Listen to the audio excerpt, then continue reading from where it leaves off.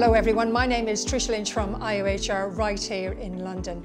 Thank you for being with us and welcome to our show NGO Focus, which celebrates the good work of organisations and the people involved in defending human rights worldwide. We want to know more about their noble mission. We want to know about their new projects they're working on and of course the people they are defending around the clock. According to the Office for National Statistics, 1 woman in 4 experiences domestic violence in her lifetime, and 2 women are killed every week by a current or a former partner in England and Wales. Today we have the pleasure to feature the great work of Refuge, a UK charity that supports more than 6,000 people daily who have experienced different forms of violence and abuse: domestic and sexual violence, female genital mutilation and modern-day slavery. With us today is Lisa King, Director of Communications at Refuge.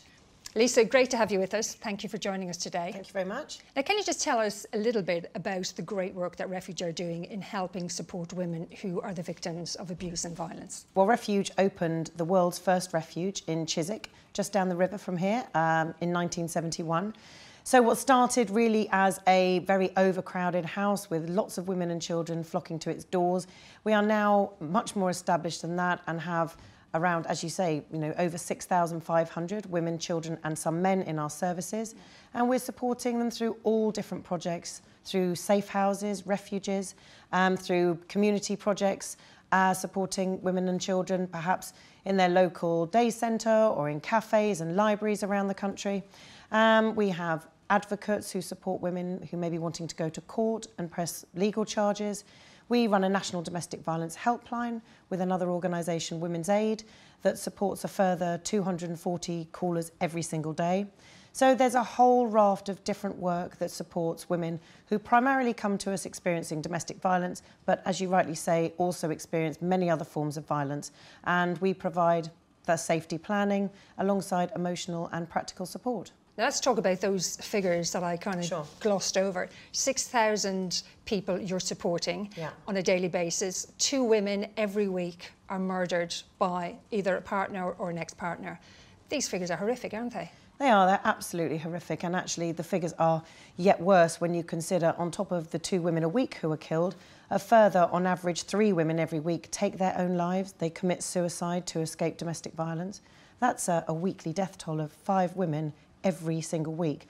And I can't help but think that if, maybe 2 men were killed every week at the Premiership on a Saturday watching the football, there'd be a lot more done about the issue. So it is an absolute national travesty that this issue is so serious, that it claims so many lives, and that we are still needing to campaign to raise so much awareness. It's estimated that 83% of clients that come to you are in a state of total hopelessness, total despair.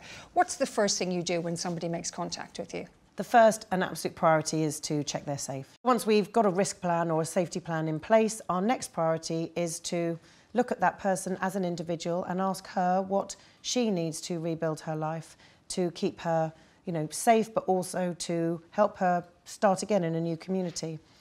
The important support in relation to housing, again, is a priority area, but also what she might need health-wise, or perhaps support for children, or perhaps she'd like to access further education, go back to school, look at employment options, because coming to us is so much more than a roof over someone's head. It is very much about providing a total package of support tailored to that person and their individual needs and experiences that gives them that opportunity to really start afresh, start anew and build a new life, possibly somewhere completely different in an area that's safe. Do you think that it's just the tip of the iceberg, that there's many women out there who are too scared or too frightened to pick up that phone and to change their lives? With only around 20 to 25% of domestic violence ever being recorded by the police or reported, that means that there are huge numbers.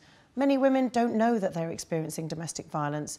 Unless people see broken bones and black eyes, they don't realise that really any other way of controlling a person is domestic violence. And that can be emotional abuse or financial or sexual or economic abuse. There are many, many ways in which abuse can take place. It's not just broken bones and black eyes. And we need to raise awareness of those other forms of control so that women understand the issue and can come out and access support from specialist services like our own. You mentioned several different types of domestic abuse earlier, but there's a relatively new one, isn't there, called tech abuse? Tech abuse is really any form of using technology to control, isolate a woman, minimise her choices, and that can manifest itself in so many different ways, from putting tracking devices on a woman's phone so that all her messages, her location details, then mirror onto her partner's phone. She may have tried to escape and then she's unable to because, of course, he will track her. There are very covert ways of tracking and understanding what's going on in a person's private life by perhaps putting cameras or video or kind of audio tapes in, or not tapes, audio devices in cuddly toys for children. There are ways of using Xboxes to not just play out information, but also play back information. And it can be very controlling and very upsetting. We've heard of women who have had their alarms turned on in the middle of the night because the perpetrator can remotely, from an iPhone device, activate an alarm, turn the temperature up in the house to extreme temperatures, turn the water off. I mean, all sorts of ways of using technology to, you know, confuse and upset and scare an individual. There are so many different ways of using technology that it is essential that we now have trained experts, and our experts, we started a brand new project in September of last year and funded by Google, which is amazing. And we are supported by an organisation in the States called Safety Net. They are experts, they are ahead of the curve. They work very closely with us and share their expertise to ensure that we are staying on top of it, or if possible ahead of this very quickly and evolving technological environment that we all live in. Let's talk about the children, because it's estimated that 750,000 children will experience and will witness violence. And you have called them the secret victims because they too are suffering. What can be done to help these poor souls? We offer some great support in our refuges. Around half of the residents in our refuges right now are all children. Where we can raise the funds, we have child support workers in our services who work specifically with the children to make them feel safe and to help them to adjust to being in a new place. Often they'll be very scared and frightened. And to give them that opportunity to talk about their experiences and know that it's not their fault, that violence is never acceptable, and to start to give them also the building blocks that they need to begin new lives.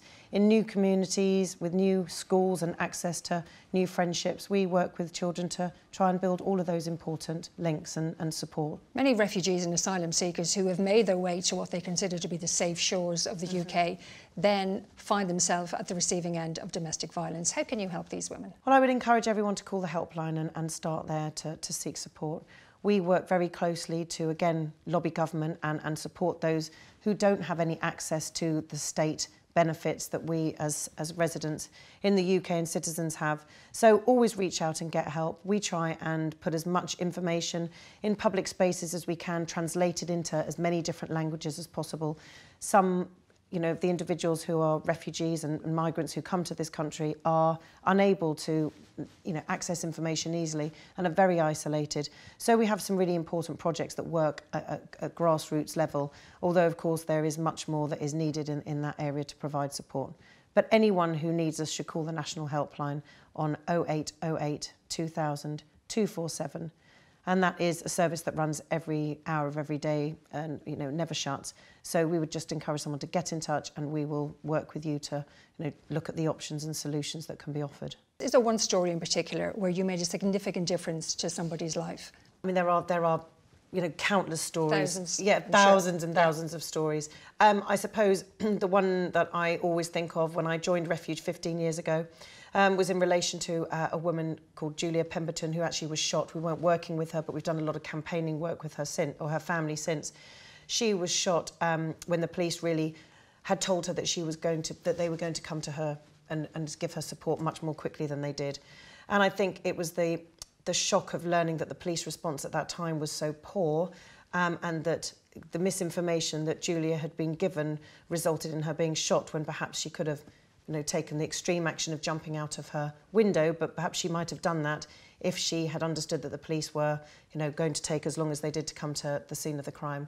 And it was to hear that her ex-husband had shot her son on entry to the house, and then Julia Pemberton when she was hiding in the cupboard. It still makes me feel welled up because it's such a tragic story, and it was a preventable death. And there are so many women who experience that level of violence and who are not protected, and it is really Refuge's primary mission to do as much as it can to raise awareness, to get women like Julia to call us in advance of that kind of critical moment happening, and should that tragedy occur, to then try and work our absolute socks off to change the law, to change policies and raise awareness so that we can, you know, work to decrease these horrific statistics that exist that mean that domestic violence is the biggest issue affecting women and children in this country. It's estimated that 35% of women worldwide will have experienced domestic violence at some point in their life. Are you working on a national basis, or are you working with the international community to try and reduce these figures? Yeah, primarily our work is UK based, but we do oversee a lot of kind of other visits from other states and share best practice and learn from them. We also work with other partners. In fact, this afternoon we are attending an Avon Global Summit. They are putting in place a group of global leaders in the violence against women and girls sphere to come together to talk about how we can mobilise change and improve awareness raising going on in this subject, and do so on a global scale rather than just here. At IOHR we've been running campaigns and raising awareness about women's rights. What's next for Refuge? Well, what's next? There are so many things. I mean, funding is probably our absolute priority. The austerity measures that have been experienced in this country, especially the last 5 years, have been incredibly punishing for Refuge as a charity. We have seen 80% of our services have reduced funding. Year on year, average of around 30% of cuts. That is incredibly difficult to keep the show on the road when you do not know where your funding is coming from. It has meant an increased reliance on voluntary fundraising that we have to undertake ourselves. And that really is our absolute primary function at the moment, to lobby and work with government to encourage them to put a sustainable base of funding in place that will support our services into the future. And not just support those that are here at the moment, but actually to increase the number of services, because the tragedy of the cuts to date and the difficult financial times is that around 20% of specialist domestic violence provision has been lost in this country. So we have even less to offer women and children than ever before. So we need to protect the funding that we have now, and we need to increase it, and we will work our socks off to do that. That is our primary purpose at the moment. Somebody watching this programme today may feel that they are on the receiving end of domestic violence. What's the first thing they need to do? I would again, please, when you're safe to do so, call the National Domestic Violence Helpline. If you're uncertain that what you're experiencing is domestic violence, then visit our website. We've got some really good information there about the warning signs of domestic violence, what support you can access, our services. Our website is refuge.org.uk. And my best bit of advice or words that I would want to share is don't feel alone. Many women feel alone, feel ashamed, feel isolated. Reach out, get support. We are there. We won't tell a soul. It's utterly confidential. And, find out what options there are and come forward. And if you're in danger, to call the police and call 999. Lisa King, thank you very much sharing with us the amazing story that the heroes at Refuge are doing to give a voice to the voiceless. Thank you. And thank you for joining us. Please join us again next time for another episode of NGO Focus. Until then, goodbye.